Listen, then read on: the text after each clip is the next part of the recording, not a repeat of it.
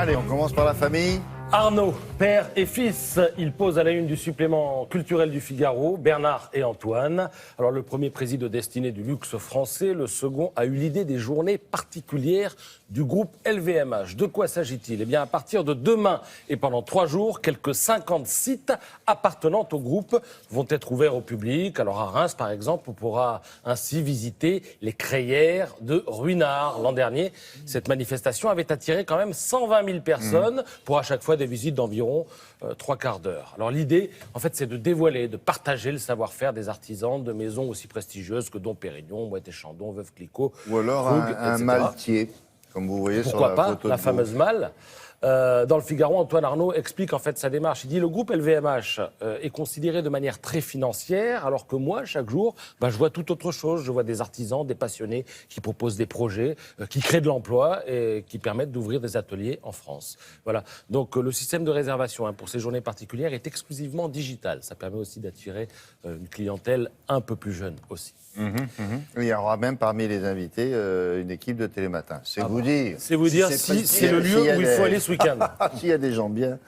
Alors, Marrakech et Yves Saint-Laurent, histoire d'amour, on le sait, il y avait les jardins Majorelle. Il y aura bientôt le musée, ouverture octobre 2017. Voilà ce à quoi il ressemblera. Il sera d'ailleurs à 100 mètres de Majorelle. Les architectes Carl Fournier et Olivier Marty. Alors, ce musée est offert à Marrakech, évidemment, par Pierre Berger, qui a partagé la vie d'Yves Saint-Laurent jusqu'en 2008. Il y aura à l'intérieur 300 modèles sur les 5000 que possède la maison Yves Saint-Laurent.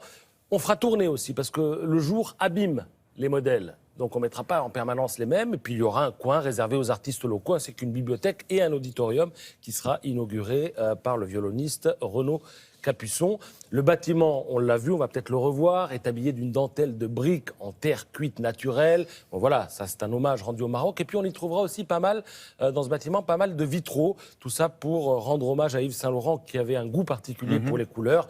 Évidemment, la robe Mondrian sera dans le musée. Mais que des modèles de ces collections, pas de tableaux lui ayant appartenu ou des objets. Non, là, ce sont que des modèles et il y aura les artistes locaux qui seront aussi exposés dans ce bâtiment. 1 million d'exemplaires vendus chaque année. De quoi s'agit-il ?